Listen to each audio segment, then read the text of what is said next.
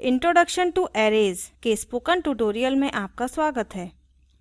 इस ट्यूटोरियल में आप सीखेंगे कि एरेज कैसे बनाए जाते हैं और एरेज के अवयवों का कैसे उपयोग किया जाता है। इस ट्यूटोरियल में हम प्रयोग करेंगे उबुंटू 11.10, जेडीके 1.6 और इक्लिप्स 3.7.0। इस ट्यूटोरियल के लिए आपको डेटा टाइप्स और जावा में फॉर लूप का ज्ञान होना चाहिए। यदि नहीं तो उचित ट्यूटोरियल के लिए कृपया हमारी दर्शाई वेबसाइट पर जाएं। एरेज डेटा का एक संग्रह होता है। उदाहरण के लिए अंकों की सूची, नामों की सूची, तापमानों की सूची, वर्षा की सूची। प्रत्येक वस्तु का इसकी स्थिति पर आधारित एक सूचकांक होता है। पहले अवयव का सूचकांक 0 है, दूसरे अवयव का सूचकांक 1 है और इसी प्रकार आगे बढ़ते हैं। अब देखें कि इस डेटा को कैसे स्टोर किया जाता है। अतः इक्लिप्स पर जाएं। अरेसडेमो नामक एक क्लास पहले ही बनाई जा चुकी है।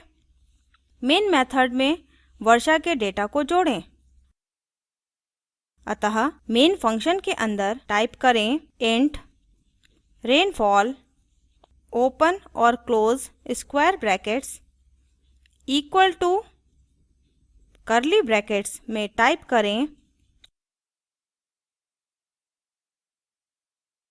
25, 31, 29, 13, 27, 35, 12 और अंत में सेमीकोलन। ध्यान दें कि रेनफॉल नामक वेरिएबल के बाद स्क्वायर ब्रैकेट्स लगाएं। यह रेनफॉल को इंटीजर्स के एक एरे के रूप में घोषित करता है। एरे के अवयवों को स्पष्ट करने के लिए ब्रैकेट्स का प्रयोग किया जाता है। अब डेटा का प्रयोग करें। अतः अगली पंक्ति में टाइप करें system dot out dot println rainfall square brackets में टाइप करें 2। हम सूचकांक संख्या 2 के साथ अवयव प्रिंट कर रहे हैं। दूसरे शब्दों में एरे में तीसरा अवयव यानी 29। अब प्रोग्राम को सेव और रन करें। जैसा कि हम देख सकते हैं आउटपुट में तीसरा अवयव यानी 29 आता है। अब 2 के स्थान पर 0 टाइप करते हैं। प्रोग्राम को सेव और रन करें। जैसा कि हम देख सकते हैं आउटपुट में प्रथम मान यानी 25 आता है। अब पहली वस्तु के मान को संशोधित करते हैं।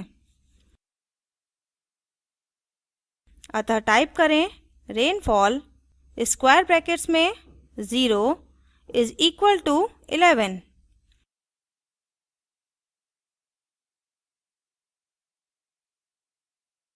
अब इसके मान को देखते हैं। अतः प्रोग्राम को सेव और रन करें। जैसा कि हम देख सकते हैं मान बदलकर 11 हो गया है। अब क्या होगा यदि हमें केवल एरे का आकार ज्ञात है और मान नहीं। अब देखें कि इस प्रकार के एरे कैसे बनाए जाते हैं। मेन फंक्शन से सब कुछ हटाएं और टाइप करें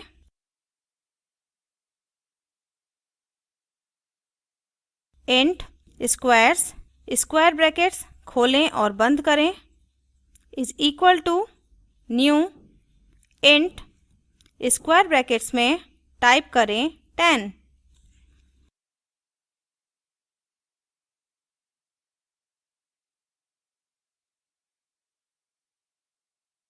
यह स्टेटमेंट 10 अवयवों युक्त इंटीजर्स का एक एरे निर्मित करता है। एरे का नाम है स्क्वायर्स। इसमें कुछ और मानों को शामिल करते हैं। अतः टाइप करें स्क्वायर्स स्क्वायर ब्रैकेट्स में 0 इज़ इक्वल टू 1 सेमीकोलन। अगली लाइन में स्क्वायर्स स्क्वायर ब्रैकेट में 1 इज़ इक्वल टू 4 सेमीकोलन। अगली लाइन में स्क्वायर्स स्क्वायर ब्रैकेट में 2 is equal to 9 semicolon. Squares square bracket में 3 इज इक्वल टू 16 सेमीकोलन। अतः हमने पहली 4 संख्याओं के वर्ग एंटर किए हैं। अब array के अन्य अवयवों का क्या होता है, अब देखें कि उनमें क्या शामिल है। अतः हम array में छठवां मान प्रिंट करेंगे। टाइप करें system s capital out println squares square bracket में 5 सेमीकोलन।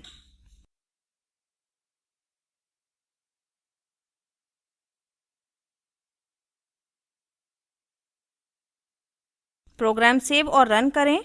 हम देखते हैं कि मान 0 है।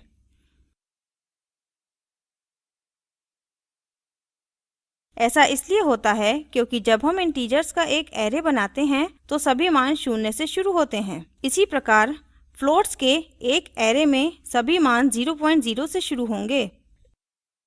यह एक लंबी प्रक्रिया होगी यदि हमें array में प्रत्येक मान को टाइप करना हो। इसके बजाय एक for लूप का प्रयोग करते हैं।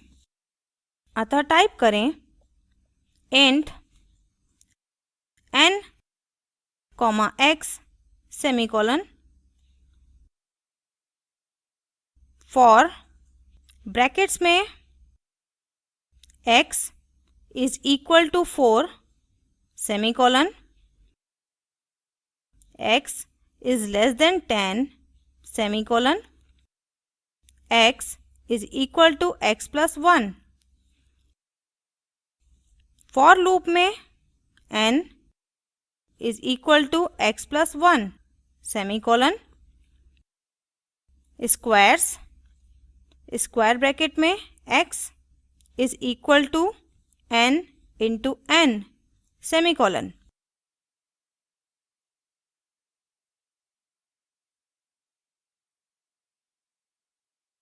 अतः हम 4 से 9 तक की संख्याओं को पुनः दोहराते हैं और array में संबंधित अवयव सेट करते हैं।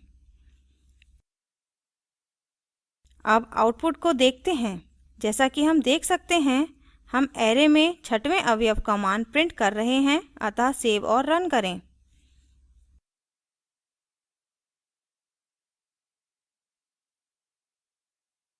हम देख सकते हैं कि छठवां अवयव अब 6 का वर्ग 36 है। वास्तव में हम अब for लूप के अंदर सभी मानों को सेट कर सकते हैं। उन लाइंस को हटाएं जो मानों को मैनुअल रूप से सेट करती हैं और 4 को बदलकर 0 करें। इस तरह सूचकांक 0 से 9 से सभी अवयवों को संबंधित वर्गों से सेट किया जाता है। हम अब तीसरे अवयव का मान देखेंगे। अतः 5 को बदलकर 2 करें। सेव और रन करें। जैसा कि हम देख सकते हैं कि तीसरे अवयव का मान लूप में सेट किया जा चुका है और यह 9 है। इस तरह arrays को बनाया एवं प्रयोग किया जा सकता है। हम इस ट्यूटोरियल की समाप्ति पर पहुंच गए हैं। इस ट्यूटोरियल में हमने सीखा array बनाना एवं घोषित करना और एक array में अवयवों का प्रयोग करना। इस ट्यूटोरियल के लिए नियत कार्य है इंटीजर्स के एक दिए गए array में array के सभी अवयवों का योग ज्ञात करना।